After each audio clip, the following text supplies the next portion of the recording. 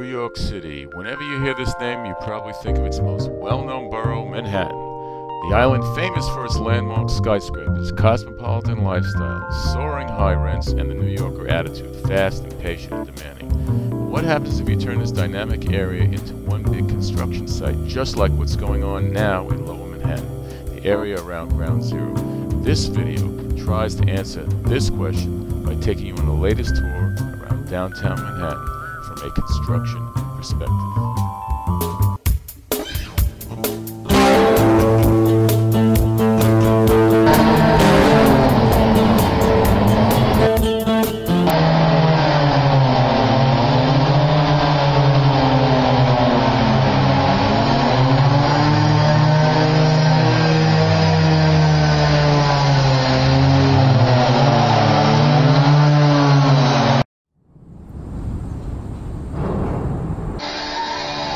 Here in June 2008, nearby Ground Zero, pedestrians are directed to sidewalks enclosed by green fences while walking on street flooring with 25 feet of empty space below.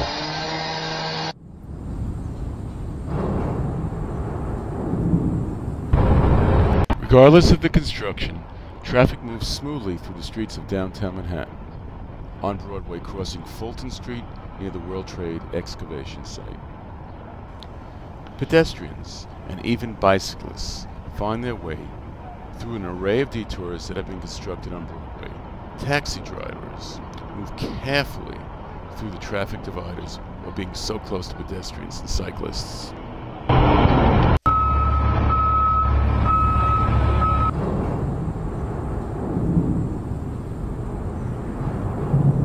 After all, digging a hole in Manhattan is much more than bringing an excavator and starting its engine. It means instant collision with a various complex piping and media supply system that runs through the Manhattan underground. Touching it in the wrong way means service breakdowns and damage to property or people. Nevertheless, Lower Manhattan will be easier to access once these construction projects are finished.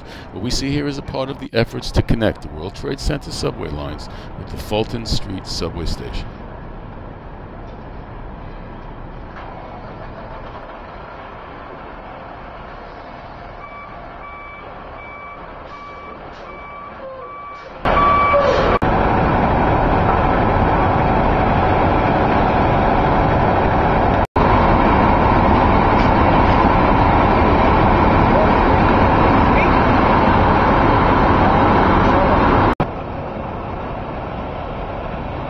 Driving a concrete truck can be an adventure in New York. Not only must the driver always be careful of not getting in another vehicle's way, they also have to cope with the narrow streets in some downtown areas where there is nothing easier than bumping into a post or some kind of other obstacle.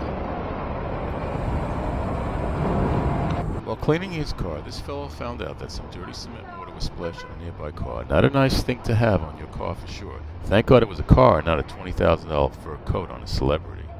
No mixing, man. No, not it, man. I'm pretty. No.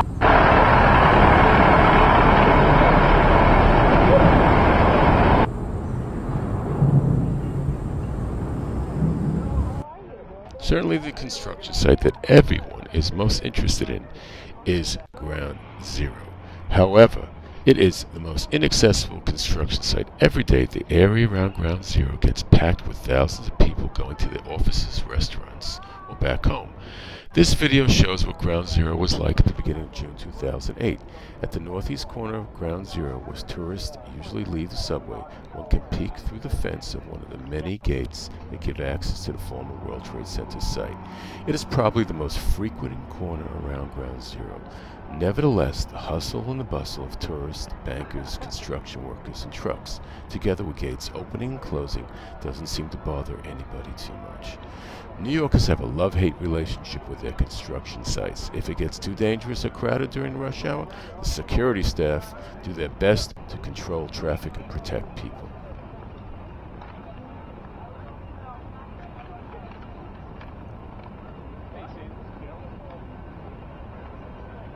Here at the corner of Church and Vesey Street, heavy loaded trucks arrive and leave the site while pedestrians are trying to quickly get around them.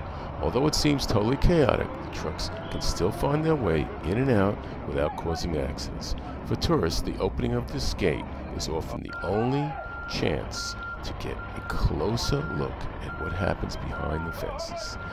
Although every road to Ground Zero seems to be blocked, there are some ways to get around it.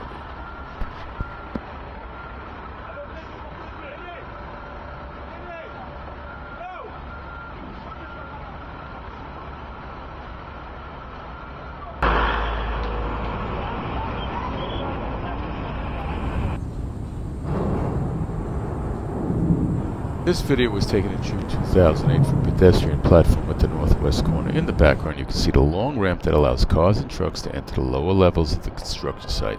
And this shot was taken from south to north and shows some of the old structure on the east side of the pit, as well as the brand new path train station in front of some oversized wall posters. Here at Rector Street on the south side of the pit, this structure was damaged during the collapse on 9/11. We're here at Ground Zero, where the World Trade Center once stood, at the heart of Lower Manhattan. Behind these is a fence that goes around the excavation site that prevents tourists from viewing the construction. And in a few minutes, you're going to see a video actually from New Jersey into Manhattan and get a good look at Ground Zero from another point of view. I hope you enjoy the video and have a good day. If you really want to see what is currently going on at Ground Zero, you can simply enter the site by taking the path train from New Jersey to downtown Manhattan. That way you will directly land in the construction pit. The train from New Jersey comes out through a tunnel on the west side of the Ground Zero pit and continues on a heavy steel scaffolding until it arrives at the path station. If there is one real air train in New York, then this is the one. The railway structure for the path train was built to ease the traffic congestion between Lower Manhattan and New Jersey. So instead of trying to catch a view through a fence around Ground Zero like most people do, we went on a ride in the first car of the New Jersey Manhattan path train. And here we are in the very heart of Ground Zero, where we can have a perfect look at everything that is blocked off by the fence. It must be allowed to ask a question: why a huge security staff is employed to prevent tourists from taking videos of Ground Zero while a public train allows visual access to the center of it all. The answer to this question remains unknown, but we hope that taking videos from inside the path train will not be prohibited soon, so anybody interested in following the construction progress of Ground Zero can do so while having a nice train ride from New Jersey to Manhattan every morning when going to work in the financial district.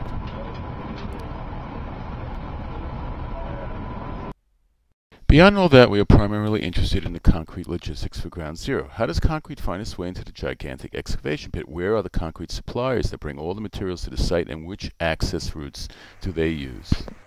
To find out the answer, we experimented with wearing a head-mounted video camera when riding a bicycle. It not only allowed us to remain non-obtrusive when filming, but also enabled us to get closer to concrete trucks, follow them, and see where they're heading to. We got very close to a different construction site as here in Tribeca. We tried to find concrete suppliers in Manhattan, but to no avail. Obviously, a concrete mixing facility is not wanted on the Isle of Manhattan, either because of pollution or real estate prices. This map shows a selection of concrete suppliers with some quite close to Manhattan Island. Nevertheless, they can still get stuck in traffic during the rush hours. At first glance, some suppliers in Brooklyn caught our attention because they are at the closest to the Battery Tunnel. We went to the Battery Tunnel to see if there's any concrete truck traffic, and there it is.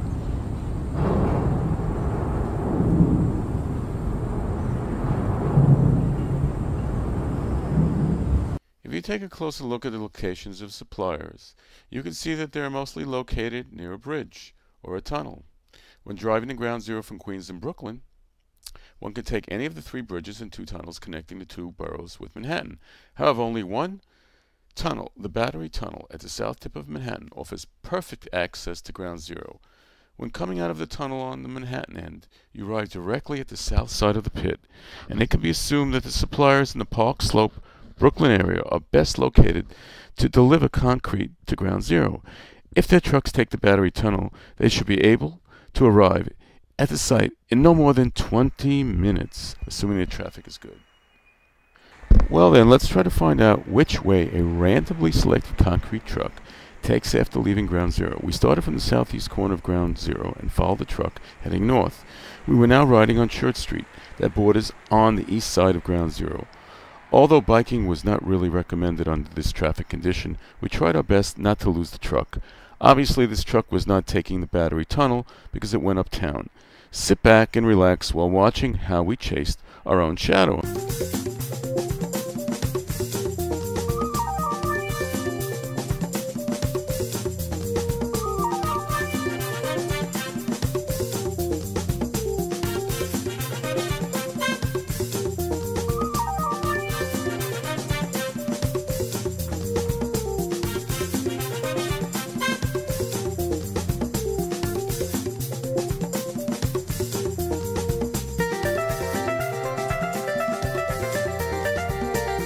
After a nice ride through Lower Manhattan and some turns of our truck, it became clear where the truck was going. From Church Street, it made a right onto Canal, then a left to Center, then a right again to Khmer, which basically became Delancey Street, leading to the Williamsburg Bridge. Most likely the truck was going to the encircled area where several concrete supplies were located. The delivery time from there to Ground Zero should be about 40 minutes, but even with the supplies so far away, Manhattan doesn't really have any problems with concrete supply. While riding back to Ground Zero, we started contemplating how Lower Manhattan will look like in a few years after the high-rise buildings around the memorial of 9/11 are completed. Will it be as popular as it was before? Will residents come back to the south tip of Manhattan?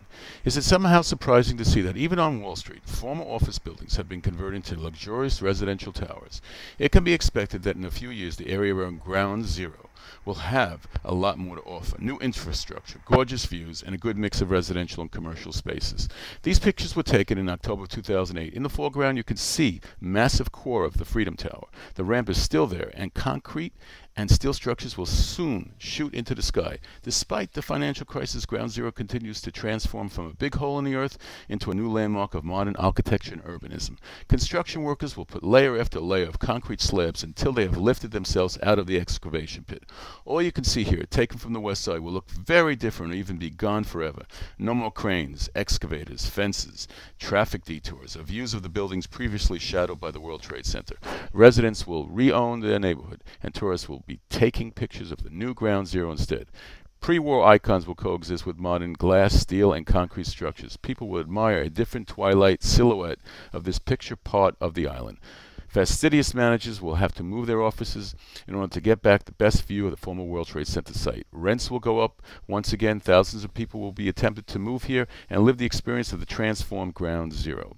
The Freedom Tower will represent a monument of liberty to us all.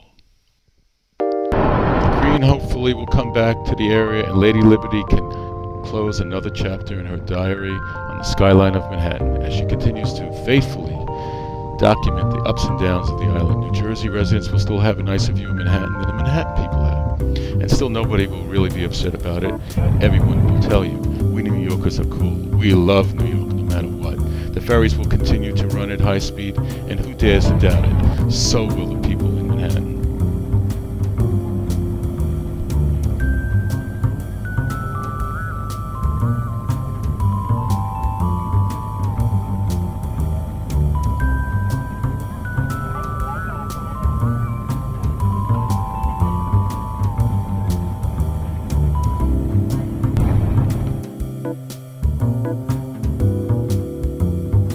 So what's next?